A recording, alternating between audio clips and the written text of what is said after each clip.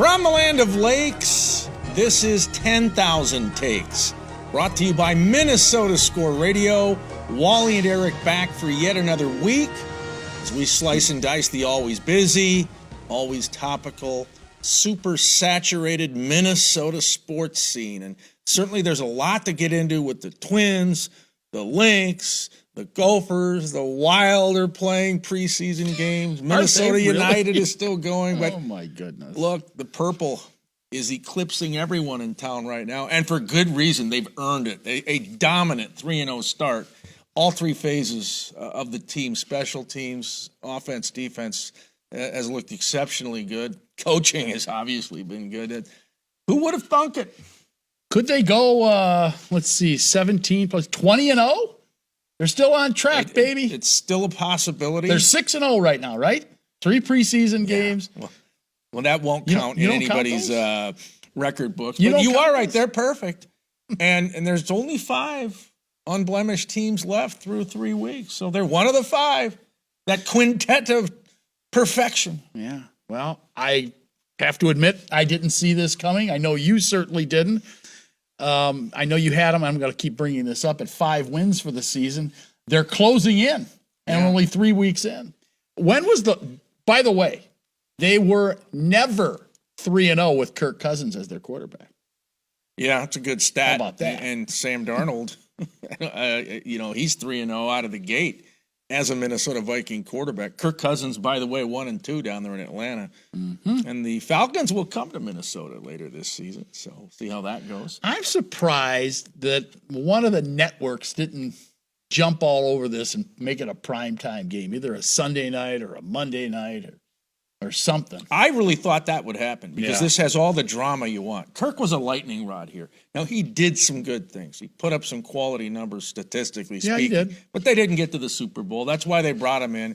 And he won the NFL lottery. My goodness, he got a ton of money. And he wanted to get in Atlanta. So that would have been good drama for the NFL. And usually the Shield takes advantage of that. But who knows? If maybe Michael Penix will be the quarterback for the Falcons by then. Could be, or they could get flexed. I mean, NBC has that option to flex that to a Sunday night, I believe, because when do they play them? It's late in the season. Yeah, I believe it's December. Oh, well, they could get flexed into a Sunday night game. You never know. But no, impressive win again, this time over a Houston Texans team that is very good. I mean, they came in 2-0. They look like a team that, has designs on the postseason for sure. C.J. Stroud, Rookie of the Year last year, at quarterback, the former Ohio State guy. They made him look like a third-string high school quarterback. I mean, he didn't know which way to turn. There's no question. They took Nico Collins, their fine wideout, out of the equation. I know Stephon Diggs put up some good numbers, but nothing that really tipped the game in the Texans' favor. Now, they did not have Joe Mixon. They were down to a running back 3. That was Cam Akers, who played with the Vikings a year ago. And the Vikings didn't see Christian McCaffrey the week before. True. But you know what? You got to have some good fortune as well. It's not who you play, but it's when you play them. But on the flip side, Minnesota doesn't have T.J. Hawkinson. No Jordan Addison last week. Speed race. Ivan Pace Jr. on the defensive side was out against Houston. So right. I don't think this is a fluke. It's funny. I feel like this Viking team, and I realize 3 weeks is a small sample size. Part of the key here is going to be, can you keep your guys on the field? But I feel like this team is much better than the team 2 years ago that won the division with basically a lucky charm in their cleats every week. Smoke and mirrors. Yeah, 1-score wins for 13 of the victories in a 13-4 regular season, and then a 1-score loss in the playoffs to the Giants. Okay. So then, as good as Sam Darnold has been, right? 3 weeks, he's done everything right, basically. I think he's only had 1 interception in 3 weeks. Is that right? He didn't have any this past Sunday. I think 1. I feel like it's 2. Okay, maybe it is 2. Whatever it is, he's played well. Are you to the point yet where if you're Kwesi Adolfo-Mensah, you call him into your office and or his agent, or both, and say, look, we'd like to keep you around for a couple more years. J.J. McCarthy is on the shelf, right? He's out for the year. He's watching. He's learning, but he's watching. He is not participating at all. They're going to need at least a year or more for J.J. McCarthy to step in. look at some of these, rookie quarterbacks that have failed miserably or just have struggled to gain any traction around the National Football, including, you can go right down the list. C.J. Stroud now in year 2. He hasn't been great. I mean, he was very good last year. I mean, there are guys around the NFL. Bryce Young, Trevor Lawrence. Lawrence. Go down. You can go down the list. Caleb Williams isn't necessarily out of the gate, in a positive fashion. So do you go to Darnold and say, we'd like to keep you around for 2 years?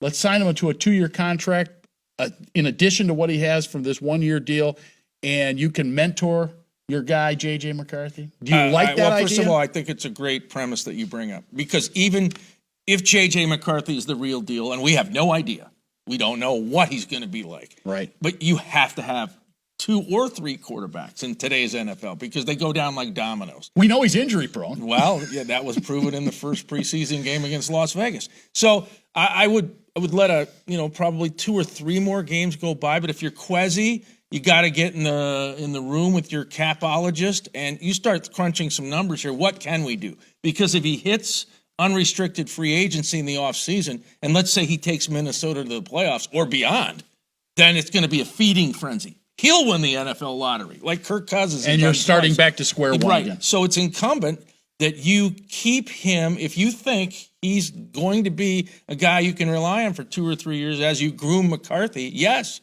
come up with a way to keep him on board. And I would think he'd be open to it because he loves Kevin O'Connell and the offensive scheme. And let's face it, he's got the greatest friend a quarterback can have, J-Jets. Yeah, Justin Jefferson for sure.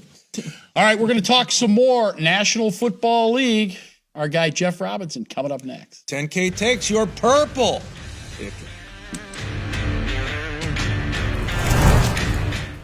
Finding the ideal place to stay is important for business travelers. Lakeville, Minnesota is conveniently located off I-35, just south of the Twin Cities with a variety of hotel choices. Lakeville offers convenient amenities such as shopping, walking trails, golf, and more. Our unique meeting spaces, historic downtown, live music, and over 60 dining options are sure to impress. Book your next stay in Lakeville and experience convenience, comfort, and quality. Find your perfect hotel at visitlakeville.org. I've been meaning to give you these for many years. I think they're perfect.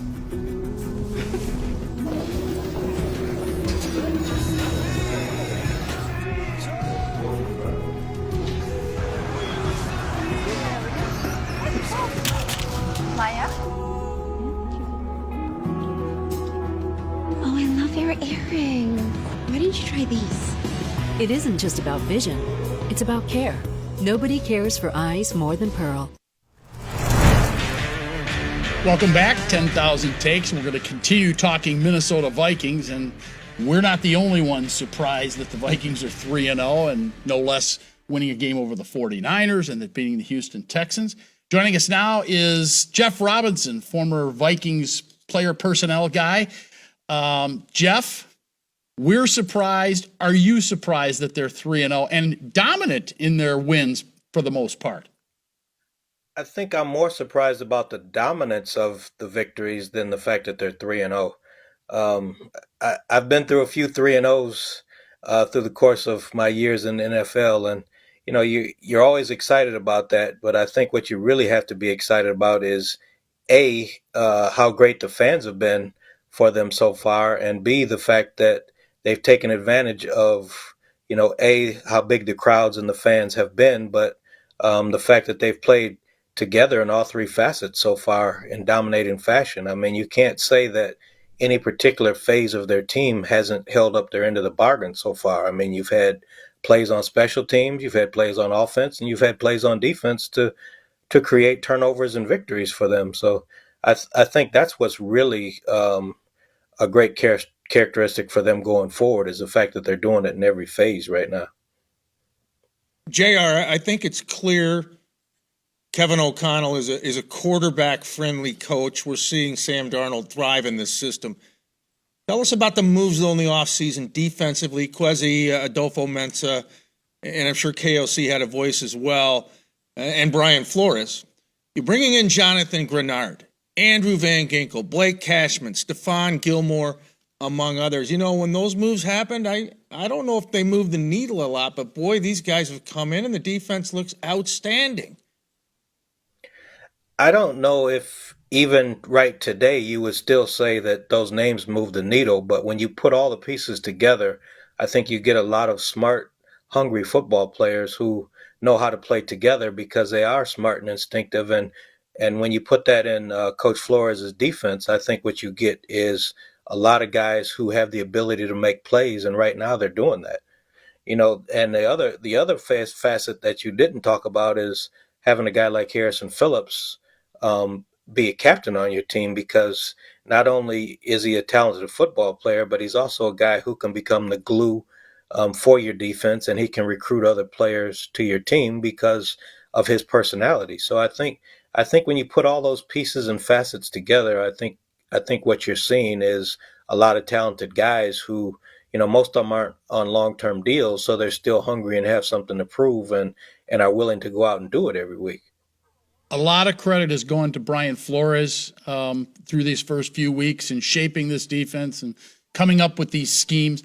What has impressed you the most about the schemes that he has come up with and how they have been able to implement them, actually?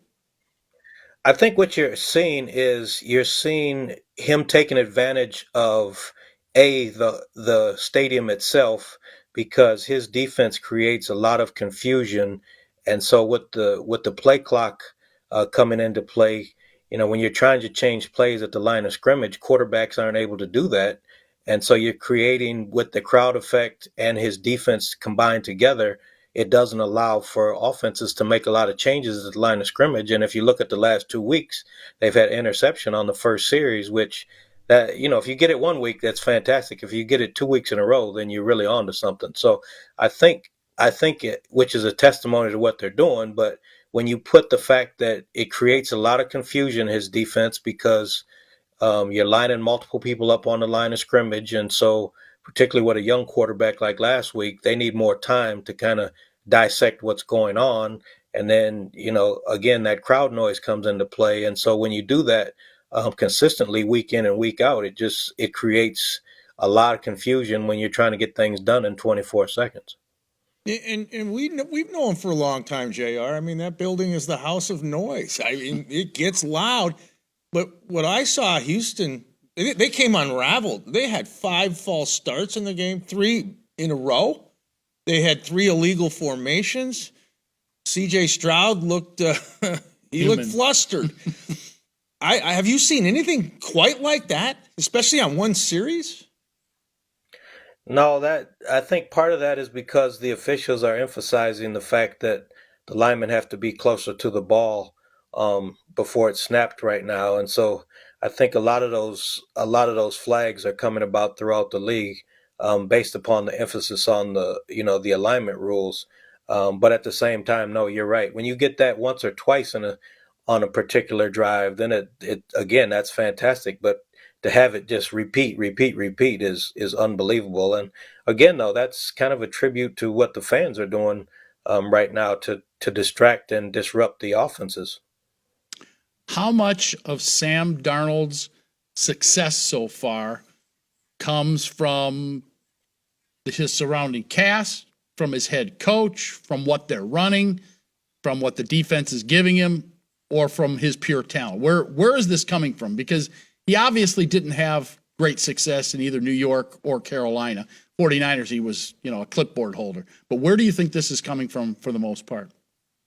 Well, I think it's actually coming a lot from what you just said, though, holding a clipboard, because he wasn't necessarily playing in San Francisco, but he was sponging all of the information and techniques that they use in San Francisco. And when you're talking about San Francisco, a lot of what they do there is the same things that they do here. And so when you apply the things that you've learned, and when you take it from a different perspective of not having to be the guy and not being under pressure, now you can apply those in a different setting. So when you get a talented play caller like they have here, and when you get talented receivers and runners like they have here, and put all that together, now you got something that might work. So a lot of it is just, him needing time to mature and develop as a player, but also when you put him in the right situation, Now you've got something that has a chance to get some legs and grow with it.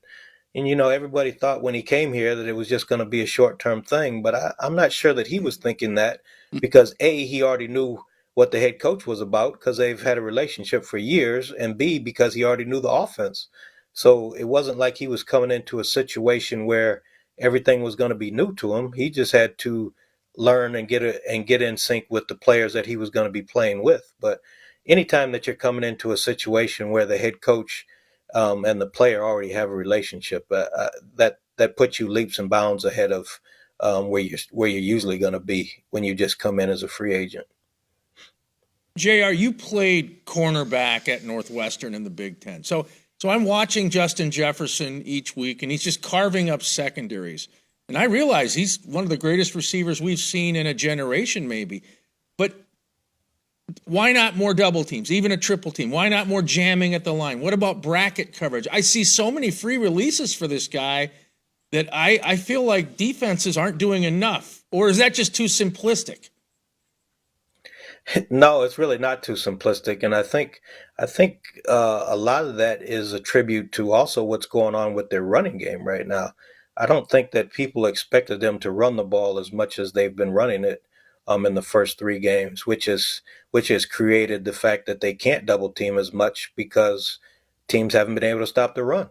And with that, when you have to line up everybody to stop the run, and you always have to stop the run first, now you don't have enough guys to cover on the outside. So despite the fact that Addison hasn't been playing, Hawkinson hasn't been playing, the fact that their running game has been tremendous so far to speak of, that's opened up a lot of avenues, A, for Jefferson to run his routes, and B, for him and Darnold to get in sync with each other.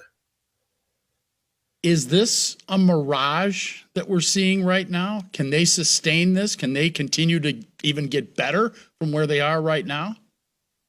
Well, I think they will get better. The key will be when they go on the road. Obviously they won in New York, which is never an easy place to play. But going forward, particularly the next 2 weeks, I think you'll get a better feel for how their defense is going to play when they don't have the crowd factor to where it affects the quarterback quite as much. But I think that they will be able to grow because it's still very early in the season, and you have a lot of pieces that aren't there yet.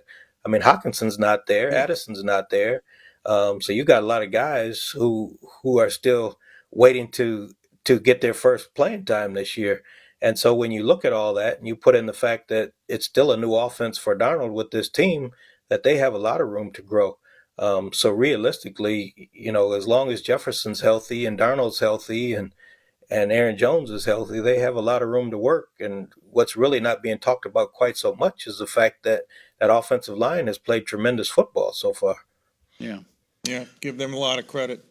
Well, Jeff, we appreciate you spending some time with us and getting in deep on the Vikings. And gee whiz, who knows? Maybe this thing will continue. We haven't seen this for a while. Well, anytime you can get a baseball fan to convert and talk about football, it's a pretty good day. So kudos, Eric, kudos that you got him to, pull away and talk about football here. If I hear any more about the Cleveland Guardians, I may leave the room. Yeah, exactly. Well, you better hope they don't go on a run. Thanks, JR. See you, JR. All right, you guys take care. He is Jeff Robinson, former player personnel guy for the Minnesota Vikings, right here on 10,000 Takes. Stay with us, more to come.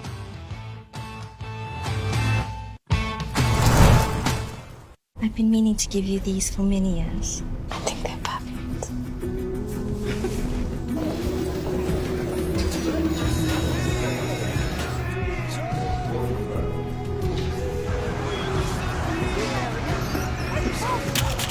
Maya?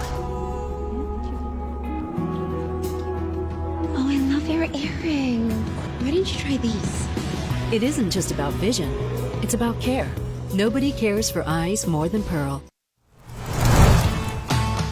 Well, as good as things are going for your Minnesota Vikings, can the same be said for the Minnesota Gophers? My question is, the Minnesota Gopher football team, of course, we're talking about, how are they going to get to 5 wins in the conference? How are they going to get to 5 wins overall? I'm looking at the schedule, okay?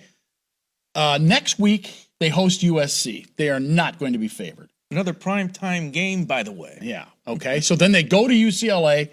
That's a winnable game. UCLA is not very good this year. Maryland back here in Minneapolis.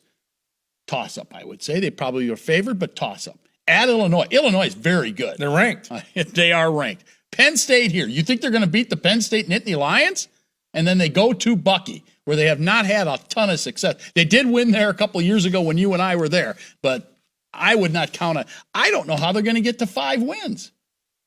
It's going to be like climbing Mount Whitney. I mean, good luck, because it is a daunting schedule. And you look at the loss to Iowa. I was at that game. You know, they had a solid first half. They had a lead on a team, the Hawkeyes, that is offensively challenged. And what happens? Iowa comes out and outscores them 24-0 in the second half. Now, this running back, Caleb Johnson, he's NFL caliber. He's just a junior. He ran for 206 and 3 touchdowns.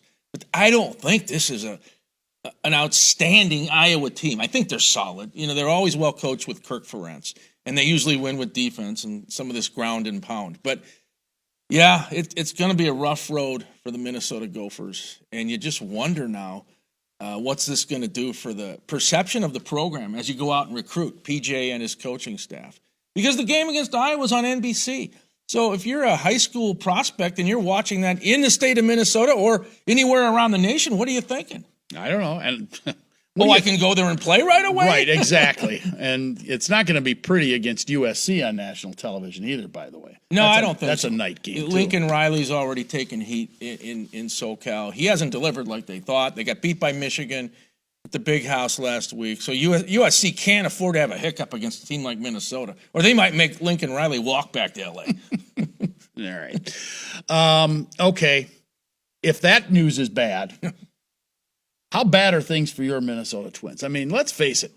Just a couple of weeks ago, they were 4, 5, 6 games ahead in the wild card race. It was a done deal. They were going to be in the playoffs. It's a matter whether they're going to win the division, were they going to catch Cleveland, were they going to be the top wild card and, pass Baltimore, or were they just going to be the second wild card in the division and, okay, we're in, that's all that really matters. Well, now, as they head into this final stretch, they find themselves on the outside looking in after just a terrible month of September.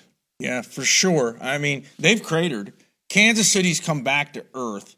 But what makes this worse for Minnesota is Detroit is scorching hot in this month of September. And Seattle is still in the equation for a wild card spot. The Twins, the body language doesn't look good.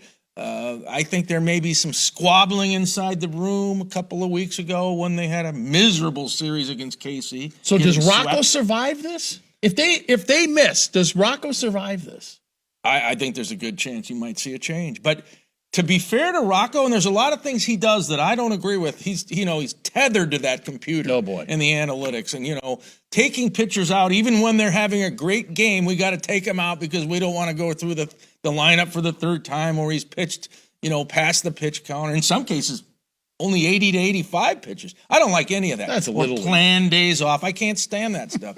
But this also comes from up top. Derek Falvey. There's no doubt. He is a puppet, man. Yeah. And it's not working out very well. They're looking at these numbers, the analytic numbers, and they're saying, long term, this is going to work. Well, it has not worked. No, it hasn't. And then you go above Derek Falvey and Thad Levine, and you have an ownership that basically just wants to make a profit every year. Well, they're not all in on bringing enough talent and assembling a group that can really do some damage. They let Sonny Gray go.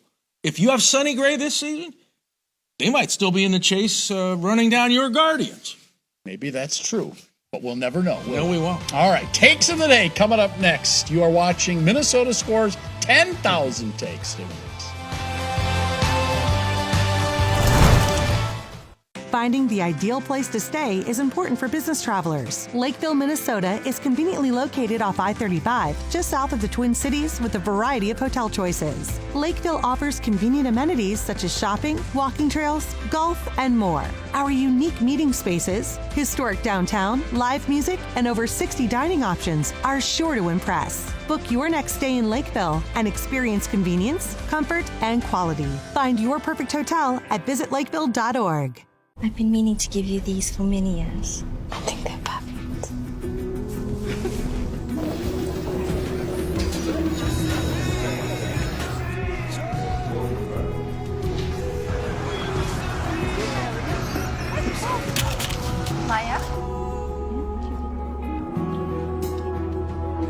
your earring. Why didn't you try these? It isn't just about vision, it's about care. Nobody cares for eyes more than Pearl. 10K takes on television as we wrap up yet another episode. Big shout out to the viewers on Fox 9 Plus. Yes. In the Twin Cities. We'll get the takes of the day here shortly, but we got to give a big shout out to the Minnesota Lynx. At the time of this taping, they're one win away from going to round 2 of the WNBA playoffs. Cheryl Reeve is your AP Coach of the Year. Nafisa Collier is your Defensive Player of the Year. We talk about her offensive numbers, but she can lock it down on the other side. That's Kobe-esque. And I think for Cheryl Reeve, boy, she's already won gold in the Olympics, 4 titles with the Lynx. She gets another one. I think maybe we're talking about possibly the greatest coach in the history of the WNBA. Do they get a parade if they win another one? I don't think there's any doubt. Yeah, well, we don't get any parades from any of the other squads. No. Haven't had one since 1991 for anybody but the Lynx. And now that Aquatennial's gone and everything, this is the land of 0 parades, right? Well, 10,000 Lakes, 0 parades. So. Well, we have an Aquatennial parade. Don't you? You didn't know that? Oh, the Christmas one they got rid of. Right. Holodazzle. The Holodazzle's gone. My bad. so we have one. Mr. Parade. We need here. 2. All right. Or more. All right. How about a purple parade? All right, go. Time for takes of the day. Yeah. Are you an angry American, grumpy guardian? What show are you doing diva? right now? I don't know. I'm thinking about parades. How about the Rose Parade? No, that'll never happen. That'll never happen. All right. Time for my take. And we talked about it earlier, but I just can't let this go. Your Minnesota Twins. Now, at the time of this recording, at the time of this taping, the Twins were on the outside looking in at a potential postseason bid, which is ridiculous. They were locked in, locked out. They were going to make the postseason. I mean, they had a shot at winning the division as little as a week and a half, 2 weeks ago. Now they're on the outside looking in. If they miss the playoffs this year, there should be changes. Will there be changes? That's the question mark out there right now. I'm not so sure because Rocco, as much as I don't like the way Rocco runs things, and I call him Rockhead, as you well know, I'm not so sure that he isn't just a puppet, taking orders from upstairs, going by the book constantly. 85 pitches and you're out of the game. Going through the batting order for the 3rd time and you're out of the game for his pitchers. And then for his lineup, he changes his batting lineup every day. And I'm not sure what that has to do with. But in any case, I think it comes from up top. So, Joe Polad and the Polads, you're going to spend more money? They didn't do anything. Preseason, during season, at the deadline. Falvey and Levine, you're the ones that are implementing this stuff. And then it's Rocco who's making those game time decisions. I say something has to change, but I have a funny feeling that it won't. All right, let's check that mood meter. Yeah. Oh, yeah, demanding diva. He wants to clean house, but it'll probably be status quo. I think that's going to be the case. All right, well, my take of the day, far be it from me, a simpleton, to give the NFL a cash cow any advice on how to improve their product. But I'm going to do it anyways. All right, you got these Thursday prime games, right? Thursday night football is just a bad idea. The players don't like it, and it's forced down the throats of the fan base. But what you do have now is ABC has a handful of Monday night games. The rest are on ESPN. Sometimes there's 2 on a Monday, ESPN and ABC. Let's take the Thursday night product, keep it on Prime because they're paying the NFL millions, have 2 Monday games. A Prime game and an ABC/ESPN game. You keep those TV partners happy. It's a better time slot. I don't care what ABC runs, Dancing with the Stars or whatever. Nothing gets more ratings than the National Football League. Let's get rid of Thursday night football and move it to Monday. It will improve the game. And on that note, we got to go. Yes, Thanks for watching. We are 10K Takes, your sports ticket.